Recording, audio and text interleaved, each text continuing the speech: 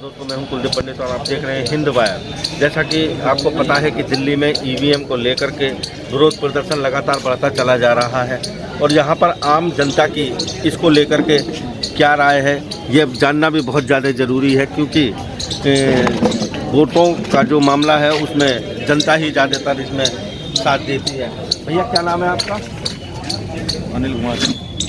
अनिल भैया, ये ईवीएम को लेकर के जो विरोध चल रहा है दिल्ली में, इसकी जानकारी तो आपको होगी, तो बैलेट पेपर से चुनाव होना चाहिए या ईवीएम से? सिर्फ बैलेट पेपर से होना चाहिए जी, बैलेट पेपर से होना चाहिए। बैलेट पेपर से होना चाहिए। हाँ ठीक है, बैलेट पेपर से होना चाहिए। भाई साहब, आपका क्या नाम है? कहाँ जा रहे हैं आप? अरविंद जी, क्या लग रहा है आपको ईवीएम को लेकर के जो सुप्रीम कोर्ट के वकील हैं और कई सामाजिक संगठन हैं? बैलेट पेपर से होना चाहिए। बैलेट पेपर से क्यों? ईवीएम में क्या गड़बड़ी है? सुनते हैं गड़बड़ चल रही है।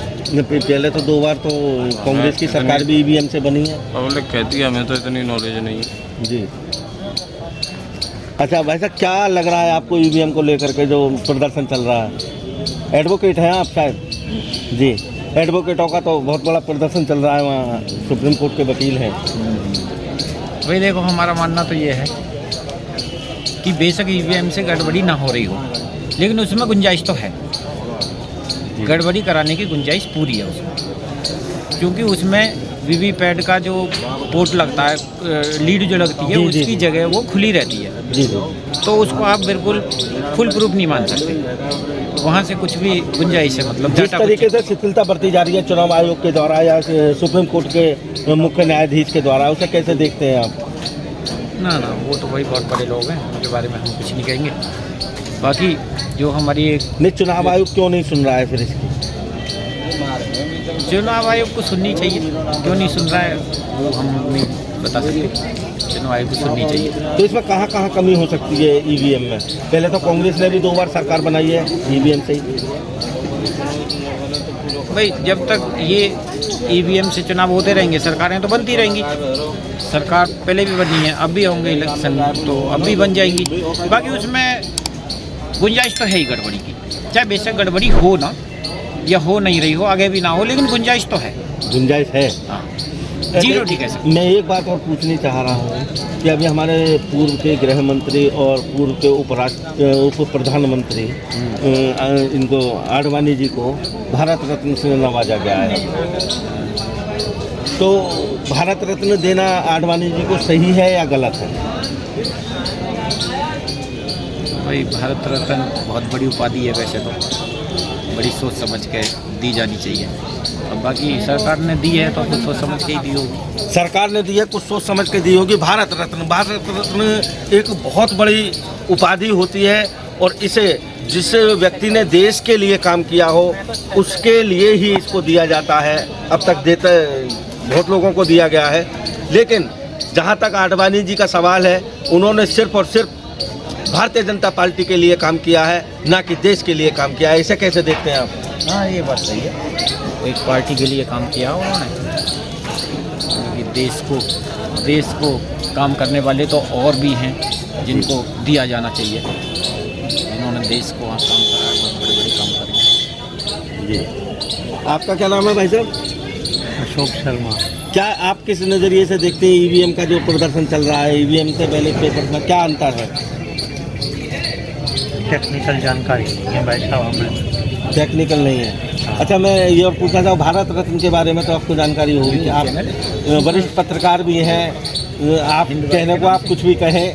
ये सरकार का विशेष अधिकार है जी। ये उपाधियाँ हमेशा जो है ये विवेक से ही दी जाती हैं और हर आदमी अपने विवेक से ही देता है और अपने चाहने वालों को ही देता है।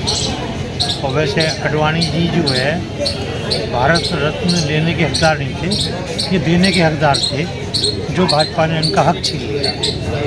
मतलब भाजपा ने ही इनका अपने वरिष्ठ नेताओं का हक छीना है। हाँ जी। वो कैसे भाई साहब, थोड़ा समझा लेंगे? ये प्रधानमंत्री के दावेदार थे जी। इनको किनारे लगा दिया बर्फ में। जी। इनको किनारे लगा दिया आडवाणी जी को। हाँ। यानी नरेंद्र मोदी पर सीधा सीधा आप आरोप लगा रहे हैं? हाँ। या गुजरात लोग पे आरोप लगा रहे हैं? ये भाजपा पे आरोप है। भाजपा पे आरोप है। हाँ।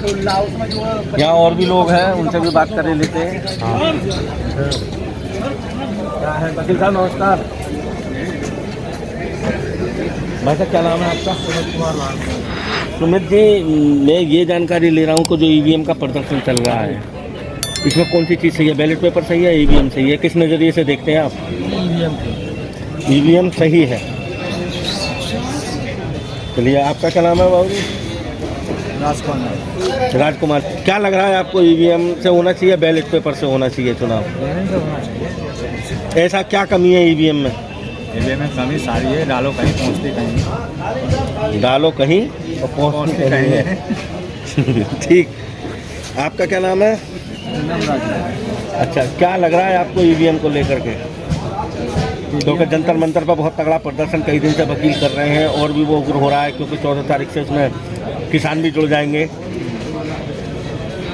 सही लग रहा, सही तो ये भी है जा, तो ये बढ़िया है। हमें तो अपना ही करना, अपना ही गाना, करने वाले तो कर रहे हैं जो भी कर रहा है। किसान भी कौन कौन पूछ रहा, कहाँ कर रहा है?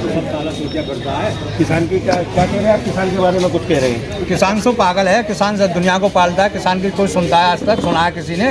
कोई भी आ जाए जी, आप बताइए इस बात को। अभी 20 रुपये बढ़ाए गन्ने के रेट पे? कहाँ बढ़ाएं? पूरा दे दिया है, जब से बढ़ाएं। एक साल पुराना में पेमेंट पड़ा है, उसके ब्याज लगाना, कितना हो गया उसका ब्याज 1 साल पुराने का। लेकिन किसान तो घूरा है ना, खत्ता डालते रहो उसके ऊपर, मतलब डालते रहो खत्ता। नहीं, सरकार तो कह रही है कि हमने किसानों के लिए बहुत कुछ करा है।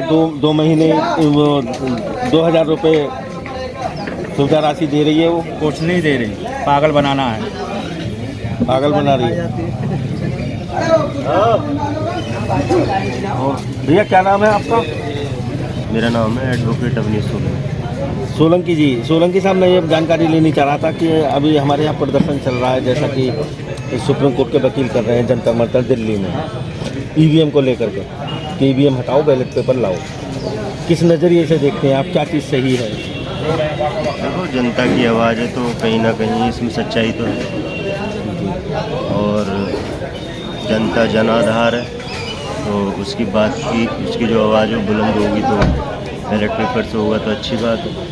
ईवीएम में से क्या कमी है, क्या खामियां नज़र आती हैं? एक्चुअल में है क्या, पिछले कुछ सालों से जो पंचवर्षीय योजना चुनाव हुए हैं, उसमें ये देखने को मिला है कि जो लीड होती है ना 40 से 50 के बीच की होती है जी, जितनी सीटें बीजेपी। बाकी ये है कि अगर जनता आवाज़ उठा रही है तो हो सकता है कोई ना कोई खामी है। जनता आवाज़ उठा रही है, बीजेपी आवाज़ उठा रही है, हम 300 पार, 350 पार, 400 पार।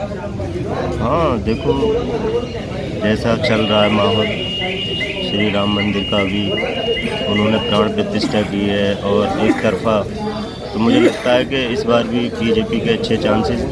अच्छा, आपने राम मंदिर का जो बात कही है और अच्छे चांसेस भी बता रहे हैं बीजेपी के लिए, तो मैं ये जानकारी लेनी चाह रहा था कि जो एक आंधी होनी चाहिए थी प्राण प्रतिष्ठा के बाद, एक सुनामी आनी चाहिए थी पूरे देश में, वो सुनामी कहीं देखने को नहीं मिल किस रही। टाइप की सुनामी? सुनामी ये था, हिंदुत्व का मुद्दा होता, राम मंदिर का हल्ला गुल्ला होता, सब कुछ है, लेकिन वो कहीं दब गया है।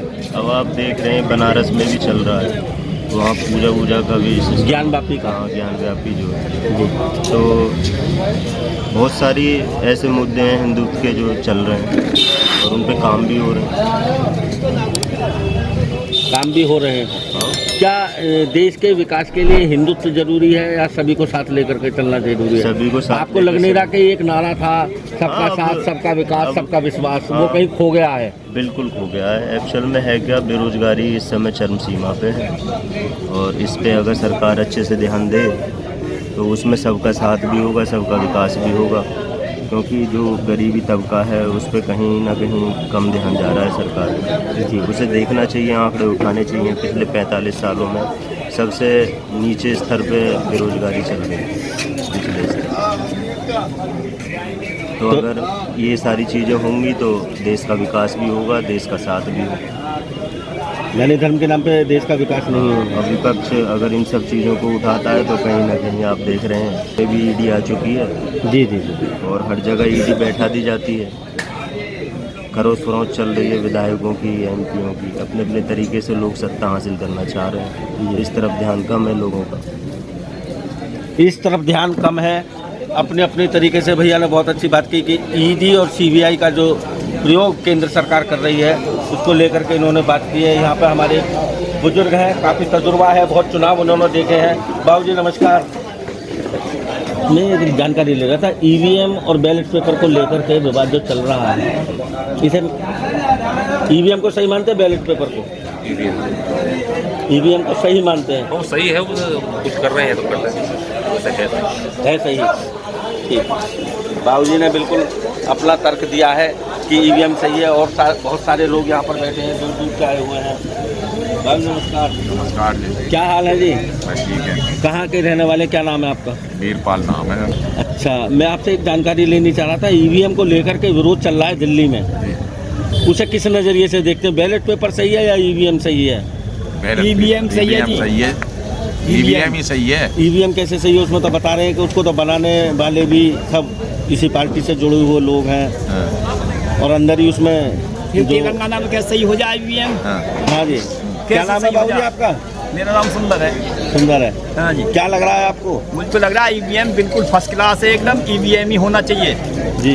यूँ बताओ, तेलंगाना में सही है, उसमें सही है भैया, हिमाचल में तो सही हो जा, इनके यहाँ बेकार हो जा फिर ईवीएम। इसका कोई मतलब ना, शुद्ध ईवीएम से हो। ईवीएम बिल्कुल सही है? हमें बिल्कुल सही है जी, बिल्कुल। ठीक है। आपका क्या नाम है बाबू? है जी? रघुराज सिंह, रघुराज सिंह जी। कहाँ के हैं आप? पसौली।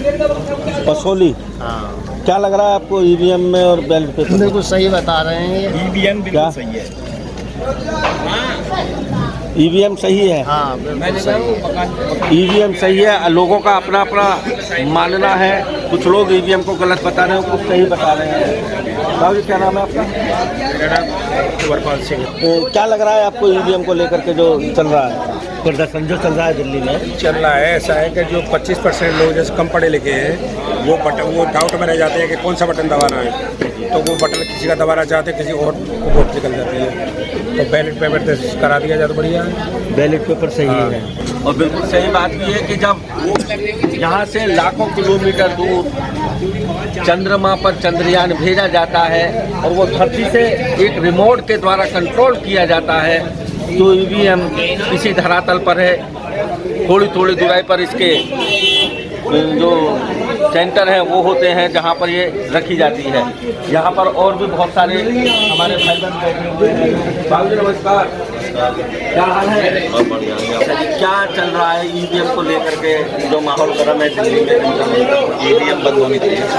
ईवीएम ऐसा क्यों है? कांग्रेस जीती है, आरोप लगा देते हैं लोग। ऐसा तो ये तो थिएटर है, एक दे दो चार लूट लो जी, एक दे दो चार लूट लो। सही नहीं है। किस तरीके से सही नहीं है? कांग्रेस बैलेट पेपर से होना चाहिए चुनाव। बैलेट पेपर से भाई साहब, क्या नाम है आपका? नरेश कुमार। नरेश भाई, क्या लग रहा है आपको ईवीएम और बैलेट पेपर में? ईवीएम और बैलेट पेपर में बैलेट पेपर ही मस्ट होना चाहिए। बैलेट पेपर मस्ट है। अब ईवीएम और बैलेट पेपर दोनों में क्या है? हमारे कुछ एक बुजुर्ग भी बैठे हुए हैं। क्या नाम है बाबू जी आपका? कहाँ से हैं आप? अच्छा, ईवीएम का जो विरोध दिल्ली में चल रहा है, ईवीएम से पे चुनाव होना चाहिए या बैलेट पेपर? चुनाव होना चाहिए, ईवीएम से होना है। ईवीएम ज़्यादा मुफीद है, वो ज़्यादा। लेकिन उसमें तो बता रहे हैं कि इसमें तो चिप लग जाती है। इस ईवीएम को बनाने वाले बीजेपी के हैं, चार अधिकारी जो हैं बड़े लेवल पे, वो इसका सॉफ्टवेयर ईजाद करते हैं। जाते हैं वो भी ईवीएम से बनता है, और बीजेपी के बनना है वो भी ईवीएम से बनना है।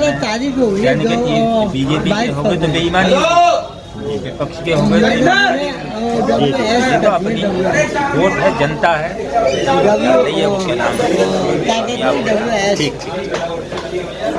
यहीं पर एक और बात निकल के आ रही है कि अभी हाल ही में हमारे लिए वो जो हमारे पूर्व उप प्रधानमंत्री रहे हैं, गृह मंत्री भी रहे हैं, लाल कृष्ण आडवाणी जी। भाई एक बात और मैं आपसे पूछना चाहूँगा कि लाल कृष्ण आडवाणी जी को जो भारत रत्न दिया गया है, वो सही मानते हैं आप या गलत मानते हैं? सही मानते हैं, वो जो आदमी अच्छे आदमी थे। नहीं, भारत रत्न जैसा कहा जा रहा है, भारत रत्न तो जो दिया जाता है वो देश के लिए जो काम करा हो उस व्यक्ति को दिया जाता है भारत रत्न। लेकिन आडवाणी जी ने देश के लिए काम ज़्यादा किया है या भारतीय जनता पार्टी के लिए काम? भारतीय जनता पार्टी के फिर भारत रत्न का क्या औचित्य है? बुजुर्ग आदमी है, उन्हें लास्ट में सम्मान दे दिया गया, बस इतना ही है। और बुजुर्ग आदमी है, बुजुर्ग आदमी बीजेपी के बहुत सारे हमारे यहाँ भी रहे हैं, विधायक रहे हैं, सांसद रहे हैं, लेकिन अपना अपना मत है, लोग हैं, लोग कहते हैं अपने अपने तरीके से। देखो ये बताएंगे, मैडम क्या नाम है आपका? अरे बता दो, नहीं ऐसे क्यों कर रहे हो? फोटो आ जाएगा। अरे नहीं भाई साहब, नहीं फिर भी आपके वकील, आप दिल्ली से आए हैं, आप तो दिल्ली में तो बहुत सारे वकील सड़कों पर हैं ईवीएम को लेकर के, ईवीएम हटाओ बैलेट पेपर लाओ, तो किस नज़रिए से देखते हैं आप? जनाब ईवीएम तो बढ़िया है, बैलेट पेपर में समस्या क्या है? जी ईवीएम से होना चाहिए, उसमें त्वरित प्रक्रिया है, जल्दी होता है। वो तो उसका डेमो लाइव कर करके दिखा रहे हैं आपके साथी वकील जो हैं बड़े। डेमो लाइव करने वाले तो सब राजनीतिक प्रोपेगेंडा है, ऐसा कोई सवाल ना है। वरना बहुत समय से बहुत देशों में ईवीएम इस्तेमाल हो रही है, उसमें आज तक सारे देशों में बंद हो चुकी है। नहीं, सारे देशों में बंद हो गए, जहाँ से बनी है वहाँ क्यों नहीं चल रही? इससे क्यों नहीं चुनाव हो रहा है? यहीं क्यों हो रहा है इंडिया में? इंडिया में स्टार्टिंग कांग्रेस चल रही है। जिस देश ने इसे बंद किया, बनाया, जब उस देश में इस मशीन से चुनाव नहीं हो रहा, तो इंडिया में ही क्यों हो रहा है? क्यों खा लो? इंडिया में क्यों हो रहा है? ये तो कह रहे हैं कि ये तो इंडिया में क्यों बैन नहीं हो रही है, जब जिस देश ने बनाया उसी देश ने बंद कर दिया। आज तक तो हमने कोई सूचना ऐसी पड़ी ना कि कितने देशों में ईवीएम बैन हो गई है। जी ऐसी कोई सूचना प्रकाशित करे मीडिया, तो उसके समर्थन में जवाब दिया जाए। नहीं वैसे चल नहीं रही है, मैं आपको बता देता हूँ। आपके पास प्रूफ क्या है? आपके पास क्या प्रूफ है? नहीं चल रही आपके पास कौन सा प्रूफ है ऐसा कि जो सभी देशों में चल रही है? आप बात करो। जिन वकीलों की आप बात कर रहे हो, वो भी तो अपने बाहर के चुनाव ईवीएम के माध्यम से करा रहे हैं दिल्ली में। दिल्ली के अंदर जो बात, यहाँ पर एक मुद्दा हो रहा था भाई साहब कि हम कागजी कार्रवाई पूरी करते हैं, मतदान की जो सारी प्रक्रिया है कागज से होकर गुजरती है, कागज पे ही एंट्री होती है, वोटर लिस्ट जो आती है वो भी कागज पर छप के आती है, और जो काउंटिंग होती है वो भी कागज से ही करी जाती है। फिर एक वोट ही ईवीएम से क्यों डाली जा रही है? उसमें कागज क्यों नहीं इस्तेमाल किया जा रहा? उसमें बीपी बैलेट का इस्तेमाल होता है, उसमें कागज प्रिंट हो गया था। लेकिन वीवीपैट को तो गिनती नहीं गिनता है चुनाव आयोग। खत्म कर रखा।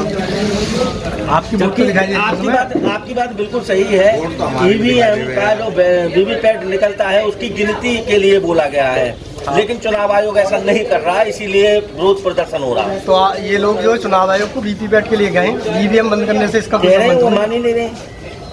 तो सुप्रीम कोर्ट जाओ, हाई कोर्ट जाओ, और बहुत रास्ते यही थोड़ी है। कोई नहीं सुन रहा है, आपको तो पता ही है। ऐसा कुछ ना है, कोई ना सुन रहा, सुनेगा। आप रिट पिटीशन फाइल कर दो, मीडिया फाइल कर दे जो कर रही है।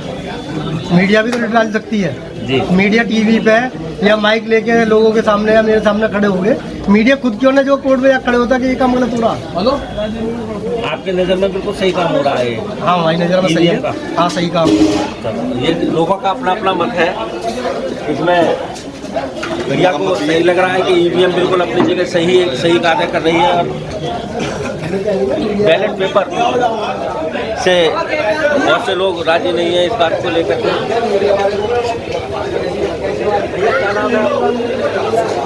मैं ये जानकारी ले रहा था, ईवीएम सही है बैलेट पेपर सही है? ईवीएम ठीक है, कम से कम पेपर की बर्बादी तो नहीं होगी इससे।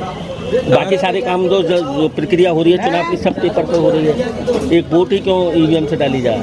ईवीएम पे देखा जाए तो अगर ये जरूरी थोड़ी कि वो सारा चल जाए, अब वहाँ तो पेपर। लेकिन आरोप तो ये लगाया जा रहा है ना कि जो इसको बनाने वाले लोग, जो पार्टी जीतती है, 7 लोगों का एक पैनल बना हुआ है, उसमें 4 लोग भारतीय जनता पार्टी के हैं, जो बड़ा पैनल है। जैसे आपने सुना होगा मनसुख भाई खचरिया, वो इसके स्वतंत्र निर्देशक हैं, और वो बीजेपी के जिलाध्यक्ष भी हैं एक जिले में। तो ऐसे कैसे आप इसे निष्पक्ष मानते हैं जब पूरे इसमें विरोध हो रहा है? तो जहाँ पार्टी हारती है वहाँ तो कोई नहीं कहता जी भाई, विपक्षी जीतते भी तो हैं, वहाँ तो नहीं कहते कि ईवीएम में घोटाला है, यहीं क्यों कहते हैं? इसमें भी लोगों का एक मत है कि एक दे दिया 4 छीन दिए। ऐसा कुछ नहीं है, ऐसा कुछ नहीं है भाई, एक जगह भाई हर चीज़ की 4 जगह की लड़ाई कर लो। आज की डेट में डिजिटल चीज़ में हर चीज़ का रिकॉर्ड होता है, उसमें भी रिकॉर्ड है हर चीज़ का, कितने लोग वोट डालें कितने नहीं डालें। पेपर के बाद आपके पास रिकॉर्ड है, पेपर में तो कोई रिकॉर्ड नहीं है। ईवीएम में कंप्यूटर डिजिटली वो रिकॉर्ड तो हो रहा है। लोगों का आरोप है कि जब चंद्रयान को लाखों किलोमीटर दूर बैठ के धरती से कंट्रोल किया जा सकता है चंद्रमा पे, तो ईवीएम क्यों नहीं हो सकती? हो सकती है, कंट्रोल क्यों नहीं हो सकती? वहाँ पर भी जीपीएस के थ्रू हो सकता है ना वो काम। जी, वो हो तो और अच्छी बात है पेपर की, और कम से कम पेपर की जो बर्बादी हो रही है वो तो नहीं होगी इसमें। ठीक है, लोगों का अपना अपना मत है। और मेरा नाम सर कृष्णकांत गुप्ता एडवोकेट है जी, क्या लग रहा है ईवीएम को लेकर के जो मामला गर्म चल रहा है दिल्ली में? बिल्कुल बेकार है। ईवीएम बहुत बढ़िया चीज़ है और समय की बचत भी होती है और पारदर्शिता के साथ पूरे काम होता है उसमें। जी, बैलेट पेपर वाले तो वो चिल्ला रहे हैं जिन्हें मतदान में मत मिलेंगे ही नहीं, जी जी तो उन्होंने कोई ना कोई बहाने करके इस तरह से उसको बदनाम करना है। जी जी। तो इनको कैसे संतुष्ट करोगे आप? जब मतदान की सारी प्रक्रिया कागज से होकर गुजरती है, तो एक वोट ही एक ऐसी क्यों जो इलेक्ट्रॉनिक वोटिंग मशीन से डाली जाए? अब से पहले जो फोन चलते थे वो डायलिंग वाले फोन चलते थे जी, फिर कीपैड आए, जी अब जो है टच फोन आ गए। जी। तो एक बात बताइए, जब सब चीज़ में सुधार हो रहा है और उसमें प्रोग्रेस हो रही है, तो ईवीएम में अगर आ रहे हैं तो उसमें क्या गलती है? आप पकड़ के दिखाओ ना, कहीं आपने कहीं सुप्रीम डेमो लाइव करके बता रहे हैं सुप्रीम कोर्ट के वकील। सुप्रीम कोर्ट के वोट आपने कहीं दिया जा कहीं रहा है। सुप्रीम कोर्ट ने खुद ये कहा है, अपने जजमेंट में कहा है सुप्रीम कोर्ट ने कि ईवीएम से सही है, ईवीएम सुरक्षित है, ईवीएम में कोई वो नहीं गड़बड़ नहीं हो रही। और अगर ईवीएम में गड़बड़ होती तो भाई कांग्रेस जो है वहाँ हिमाचल प्रदेश में नहीं जीतती और आप पंजाब में नहीं जीतती। जी जी। तो ये चीज़, ये तो सब बहकाने वाली बात है। ये भी पब्लिक लग रहा है ना कि एक राज्य दे दो और 4 राज्य लूट लो। ऐसा कुछ नहीं है, ऐसा कुछ नहीं है। ये तो जनता जनार्दन का मत है। हिमाचल प्रदेश और तुम्हारा ये राजस्थान दो देशों में प्रदेशों में तो ऐसा रहा है कि एक बार सरकार वो ऐसी उत्तराखंड में, लेकिन उत्तराखंड में भी ऐसे राजस्थान में हुआ करता था। राजस्थान में भी ऐसी हुआ करता था। 6 महीने उसे दे दिए कांग्रेस को, 6 महीने भारतीय जनता पार्टी को दे दिए। ऐसे ही जो उत्तराखंड में था, लेकिन जनता जनार्दन समझ चुकी है कि कौन गलत है कौन सही है। अब देश का सड़कों पर तो लाखों लोग हैं, वो लगाने वाले वो किराए पे आते हैं। वो कुछ दिन बाद आपसे कोई स्टेटमेंट देंगे कि साहब 250 रुपये लेके आए थे, हमें 250 रुपये भी ना मिले, हम तो खाना पी के भूखे और जा रहे हैं ऐसे लौट के। कुछ लेडीज भी मिली थी, रैलियों में जाती हैं, 500 रुपये का आरोप आप पे भी लगा रही थी। हम पे कोई आरोप नहीं लगा सकता। ऐसे वीडियो हैं। नहीं, आप एक बात बताओ, आरोप सोशल मीडिया पर बहुत आरोप तो किसी पे भी लगा सकते हैं। पहली बार ऐसा सशक्त नेता, ऐसा यशस्वी नेता, ऐसा ईमानदार नेता इंडिया को मिला है कि विदेशों में उसका डंका बाज रहा। जी, विदेश ऐसे डंका नहीं बजाते। जी जी। और हर मायने में पारदर्शिता है। काम भी देखिए आप, यूपी जो है बिल्कुल बीमार प्रदेश था। विदेश में इतना डंका बज रहा है कि ब्रिटेन ने 50 मंदिरों पर ताले लगा दिए। वो तो उन्हें लग रहा है ना कि इनका चढ़ावा इंडिया चला जाएगा। कहाँ चला जाएगा? इंडिया चला जाएगा। ऐसे कैसे? ब्रिटेन, एक बात बताइए, वही ब्रिटेन है जिसने अभी उसको उपाधि दी थी, मोदी को भी कुछ दिन पहले उपाधि दी थी। उसको माना था तीसरी अर्थव्यवस्था की तरफ बढ़ रही है भारत। उसने खुद स्वीकार किया था। तो अब वो कुछ अपने आप को कुछ भी कहते हैं। मंदिर आपकी बात अपनी जगह है। देखो, मैं तो आपसे पूछ रहा हूँ कि फिर जब इतनी बात है तो 50 मंदिरों पर ताले क्यों? अब ये तो आप ब्रिटेन में जाके देने में देरी क्यों? ब्रिटेन और ब्रिटेन की जाके सरकार से पूछिए। बाकी उस ब्रिटेन को छोड़ के और आप देशों में देखिए ना। आप मेरे को बाहर घुमाने ले गए थे, मैं तो नहीं, मैं डंका बज रहा। अरे आप, तो मैं तो इसलिए अब आप जाइए अयोध्या जाइए, देखिए अयोध्या में कितना भव्य राम मंदिर बना है, कितना रोज चंदा आ रहा है और वहाँ कितना डेवलपमेंट हो रहा है, कितना रोजगार मिल रहा है लोगों को। वहाँ कितने मोमडन्स लोगों की दुकानें चल रही हैं, कितने मोमडन्स लोगों के होटल चल रहे हैं। ऐसा नहीं है कि रोजगार नहीं है, हर क्षेत्र में रोजगार है। पहले एक रसोई आई थी, रसोईया की रसोई, उसकी एक चिट है जो पेमेंट की लिस्ट है, वो भी जारी हो रही है। 65 रुपये की चाय है वहाँ पर, 85 रुपये का ब्रेड पकौड़ा है। अब आप एसी हॉलों में रुकोगे, एसी होटलों में रुकोगे, 5 स्टार होटलों में रुकोगे तो वहाँ की तो भैया ऐसी मिलेंगी चाय। अब 10 रुपये वाली ढाबे वाली चाय कौन पीते आदमी? वो 90 रुपये वाली चाय तो वो पिएगा आदमी, इसके पास पैसा। एक बात और पूछनी चाह रहा था, चलो ये तो ईवीएम की बात हो गई, एक बात और पूछनी चाह रहा हूँ भाई साहब कि भारत रत्न जो होता है जी, जिसने देश के लिए काम किया हो उसको मिलता आया है। जी जी जी। ऐसे आडवाणी जी ने क्या काम किए जो उन्हें भारत रत्न से नवाजा गया है? अब ये तो आप मोदी देश के लिए काम किया उन्होंने या बीजेपी के लिए काम किया? मैं आपसे ये पूछनी चाह रहा हूँ बस। देश के लिए उन्होंने क्या योगदान नहीं दिया, देश के लिए क्या ये आप मुझे बता दें, उसके बाद मैं बता दूँ। मैं आपसे तो जानकारी लेनी चाह रहा हूँ। देखिए, आज जो जनता में इसके लिए काफी आज जो सशक्तिकरण है और ये दैन जो थी ना मंदिर राम मंदिर का जो मुद्दा उठाया था, ये सिर्फ आडवाणी जी की शुरुआत थी और आज उसको मुकाम तक पहुंचाया जहां भगवान राम को राम प्रतिष्ठित मंदिर होना का चाहिए। मुद्दा तो 550 साल से चला आ रहा था। तो क्या हुआ फिर? बीजेपी का गठन ही 80 में हुआ है। बीजेपी का गठन जब हुआ दो पार्टी से 365 सीट आ गई। कह रहे कि उन्होंने वो उठाया, लेकिन उससे पहले भी तो मुकदमेबाजी चलती आ रही थी। उस मुकदमेबाजी में हुआ क्या? अभी आप ज्ञानव्यापी को देखिए, 1997 में मुलायम सिंह ने क्या आदेश किया था? क्यों बंद कर दिया था? पूजा का अधिकार क्यों खत्म कर दिया था? किसने? किस राइट से किया था मुलायम सिंह ने 1997 में? ज्ञानव्यापी का जो है मोमडन्स को बिल्कुल बंद कर दिया था, कोई पूजा नहीं होगी। क्या था वो? जी जी जी। अब सरकार देख रही है। अभी आप वहाँ देखो, आगरे की रिपोर्ट आई है, उसके लिए मथुरा वाले उसके लिए RTI से उसमें लिए भी आया कि उसने तोड़ा था, औरंगजेब ने तोड़ा था ये मंदिर जो है। जी जी जी।